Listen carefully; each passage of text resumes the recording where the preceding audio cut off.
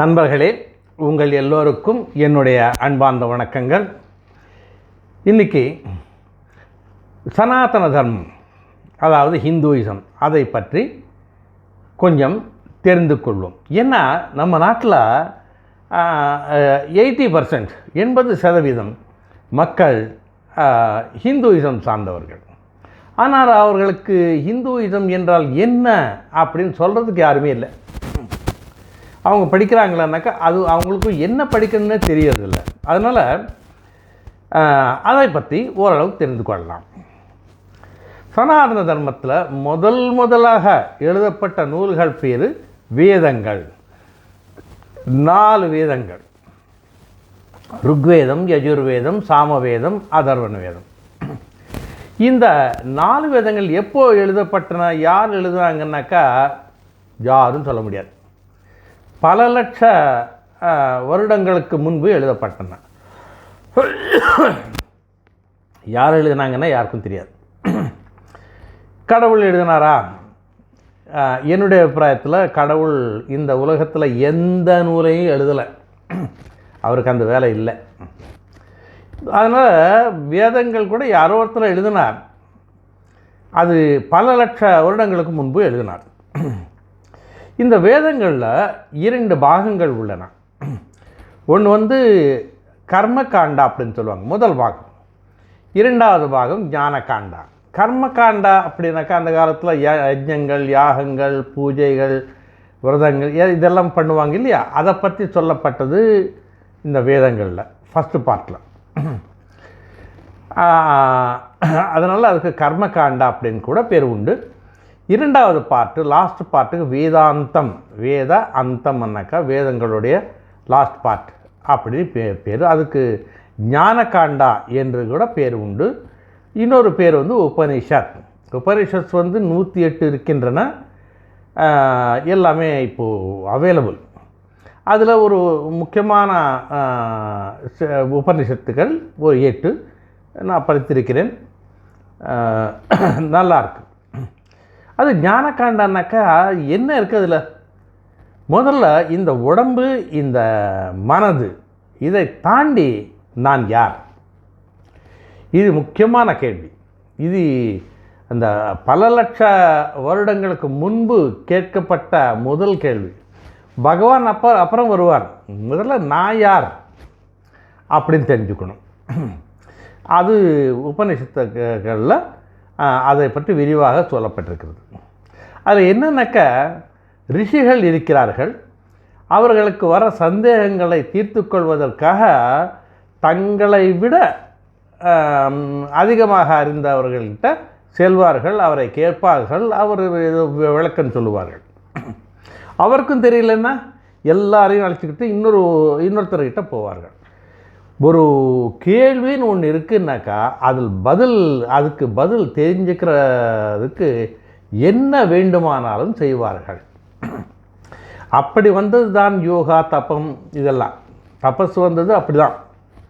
எது தெரிஞ்சுக்கணும், எனக்குள்ள நான் யார், இந்த உடம்பு நான் இல்லைன்னு நமக்கு தெரியும். ஏன்னா இது சாப்பாட்டிலேருந்து வந்த இதுதான் இந்த உடம்பு, மனசு.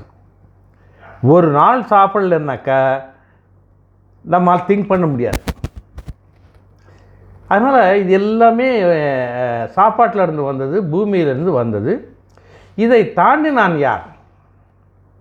ஆத்மா அப்படின்னு சொல்லுவோம், ஆன்மான்னு சொல்லுவோம்.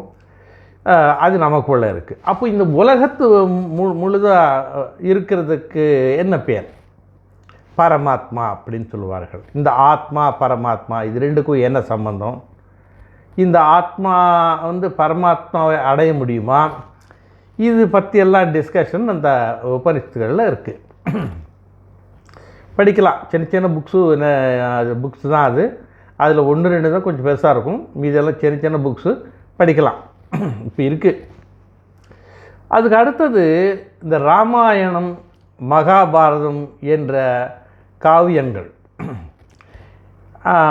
காவியங்கள் என்று சொன்னாலும் கூட அது இந்துக்களுடைய சரித்திரம் என்று கூட சொல்லலாம். அதில் வரக்கூடிய ஸ்ரீராமன், ஸ்ரீகிருஷ்ணர், இவர்கள் இந்துக்களில் பிறந்தவர்கள் நிறைய விஷயங்கள் பண்ணவர்கள் அவனை பிறந்தால் இருக்கத்தான் வேண்டும். அப்படி ஸ்ரீராமரும் போயிட்டார், ஸ்ரீகிருஷ்ணரும் போயிட்டார். ஸ்ரீராமர் திரேதாயுகத்தில் இருந்தவர், ஸ்ரீகிருஷ்ணர் துவாபர யுகத்தில் இருந்தவர். துவாபர யுகத்தில் பெரிய போர் நடக்கும். கௌரவர்களுக்கும் பாண்டவர்களுக்கும் நடந்த அந்த போரை நடத்தி வச்சதே ஸ்ரீகிருஷ்ணர் தான். அது இல்லாமல் அவர் இன்னொரு வேலை பண்ணியிருக்கார். ஸ்ரீகிருஷ்ணர் க்ஷத்திரியராக பிறந்தவர். அவர் அர்ஜுனனுடைய ரதசாரதி.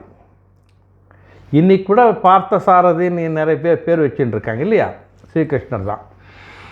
அவர் போருக்கு முன் அர்ஜுனுக்கு வர நிறைய சந்தேகங்களை தீர்த்து வைத்தவர். அந்த சந்தேகங்களை தீர்த்து வைக்கக்கூடிய அந்த உபதேசங்கள் எல்லாத்தையும் சேர்த்து பகவத்கீதா என்று சொல்வார்கள். அந்த பகவத்கீதா அர்ஜுனனுக்கு மட்டும் சொல்லப்படலை. அதை அதே நேரத்தில் கேட்டவங்க ஒரு 3-4 பேர் இருக்காங்க. அர்ஜுனனுடைய ரதத்துக்கு மேலே உட்காண்டிருக்கார் அனுமான், அவரும் கேட்டிருக்கார். அப்புறம் திருதராஷ்டிரனுடைய மாளிகையில் உட்கார்ந்து திவ்ய திருஷ்டி திவ்ய சிரவணம் என்ற ஸ்கில்ஸ் உபயோகித்து கேட்டவர் சஞ்சயன். வேதவியாசன், இப்படி ஒரு 3-4 பேர் கேட்டிருக்காங்க. அப்புறம் எழுதினது வேதவியாசன். ஸ்ரீகிருஷ்ணர் என்ன சொன்னாரோ அப்படியே எழுதினவர் வேதவியாசர். அப்போது வேதவியாசர் மகாபாரதம் முழுசாக எழுதியிருக்கார். ஆனால் பகவத்கீதாவை எழுதியிருக்காருன்னாக்கா எழுதியிருக்கார், அவ்வளோதான். சொன்னது கிருஷ்ண பரமாத்மா. இப்போ இந்த பகவத்கீதானுடைய ஸ்பெஷாலிட்டி என்னன்னாக்கா, இது 5500 வருடங்களுக்கு முன்பு எழுதப்பட்டாலும் கூட இன்றைக்கி கூட அதில் இருக்கிற சயின்சஸ் இப்போ இருக்கிற சயின்டிஸ்டுக்கு தெரியாது. ஆனால் அது சயின்ஸ் தான், லேட்டஸ்ட் சயின்ஸ். அந்த காலத்து சயின்ஸு, இந்த காலத்து சயின்ஸு. அது படித்தா தான் சனாதன தர்மம் என்ன அப்படிங்கிறது நமக்கு புரியும். உபனிஷத்துகளில் கேட்கப்பட்ட கேள்விகள், நான் யார், பரமாத்மா யார், இதுக்கும் விளக்கம் உண்டதில். நீ என்ன சாப்பிட்டா நீ நல்லா இருப்ப, அதுவும் அதில் இருக்குது. உன் மூளை எப்படி கண்ட்ரோலில் வச்சுக்கிறது. இப்போது இந்த உலகத்திலேயே நீங்கள் என்னென்ன கண்ட்ரோல் பண்ணாலும் சரி, ஒன்று மட்டும் உங்கள் கண்ட்ரோலில் இருக்க மாட்டேங்குது. அது உங்கள் மூளை, உங்கள் மனசு. அது தானாகவே செயல்படுது, உங்கள் பேச்சு கேட்க மாட்டேங்குது. அதை உங்கள் பேச்சு கேட்க வைக்கிறது எப்படி? அது உங்கள் பேச்சு கேட்டு வச்சுன்னாக்கா அப்போ நீங்கள் எப்படி இருப்பீங்க? இதெல்லாம் அதில் இருக்குது. சாப்பாட்டை பற்றி இருக்குது, ஸ்ட்ரென்த்தை பற்றி இருக்குது, தியானம் பண்ணுறது எப்படின்னு இருக்குது, பக்தின்னா என்னன்னு இருக்குது. இப்போது நாம் தினந்தோறும் செய்கின்ற வேலைகள் எப்படி செய்ய வேண்டும், கர்மயோகா, அது ஒன்று இருக்குது. நமக்கு உள்ள இருக்கிற இந்த ஆன்மா என்ன அப்படிங்கிறது அதில் இருக்குது.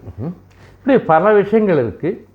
அதை படித்தா தான் உங்களுக்கு சனாதன தர்மம் என்ன அப்படின்னு தெரியும். அப்போ தான் அது இருக்கணுமா போகணுமா அப்படிங்கிறது உங்களுக்கு தெரியும். அதை விட பெட்டர், அதான் புக்கு அப்படின்னு சொல்லணும்னா எதுவுமே கிடையாது இந்த உலகத்தில். பகவத்கீதா விட பெட்டர் புக்கு, சிறந்த நூல் எது இருக்குன்னாக்கா என்னுடைய அபிப்பிராயத்தில் எதுவுமே இல்லை. அப்போது அந்த மாதிரி ஒரு புக்கு நீங்கள் படிக்க வேண்டாமா? படிக்கணும். ஒரு உங்கள் பாஷையில் டிரான்ஸ்லேஷன்ஸ் நிறைய இருக்குது, வாங்கிக்கோங்க, வாங்கி படிங்க. ராமகிருஷ்ண மிஷன்லேருந்து இப்போ அவங்க பப்ளிஷ் பண்ணுற புக்ஸ் எல்லாமே கரெக்டாக இருக்கும். இப்படி நிறைய பேர் பண்ணியிருக்காங்க, நிறைய பேர் நல்ல டிரான்ஸ்லேஷன்ஸ் எல்லாம் இருக்குது. வாங்கி படிங்க. சனாதன தர்மத்தை பற்றி புரிஞ்சுக்குங்க. நீங்கள் யார் என்பது புரிஞ்சுக்குங்க. ஆல்மைட்டி கடவுள் என்பவர் யார், இப்போ நம்ம சிவா விஷ்ணு இதெல்லாம் சொல்கிறோம் இல்லையா, இதை தாண்டி கடவுள் யார் அதுவும் புரிஞ்சுக்கலாம். நீங்கள் என்ன சாப்பிட்டா நீங்கள் சந்தோஷமாக இருப்பீங்க, பலமாக இருப்பீங்க, உங்கள் குணங்கள் எல்லாம் அங்கேருந்து தான் வருது. எதை சாப்பிட்டா எல்லாரை பற்றியும் நம்ம பொறாமைப்படுவோம், கோபப்படுவோம், அதெல்லாம் இல்லாமல் சாந்தமாக எப்போ இருப்போம், சந்தோஷமாக எப்படி இருக்கிறது, இதெல்லாம் அதில் இருக்குங்க. படிங்க, சந்தோஷமாக இருங்க, உங்கள் வாழ்க்கை எப்படி வாழணுமோ அப்படி பண்ணிக்கங்க. முதல்ல பகவத்கீதை வாங்கிக்கோங்க. இனிமேல் வந்து நான் வரப்போகிற வீடியோஸில் பகவத்கீதாவை பற்றி ஓரளவுக்கு சொல்ல போகிறேன். ஏன் சொல்ல போகிறேன்னாக்கா, நானே பகவத்கீதா நிறைவாட்டு படித்து அது மேலே ஒரு புக்கு எழுதியிருக்கேன். மாடர்ன் இன்டர்பிரிட்டேஷன் ஆஃப் பகவத்கீதா அப்படின்னு புக்கு எழுதியிருக்கேன். அப்போது ஓரளவுக்கு எனக்கு தெரிஞ்சிருக்கும் இல்லையா, அதை பற்றி இனிமேல் வரப்போகிற வீடியோஸில் சொல்ல போகிறேன். அதுவும் கேட்டுங்க.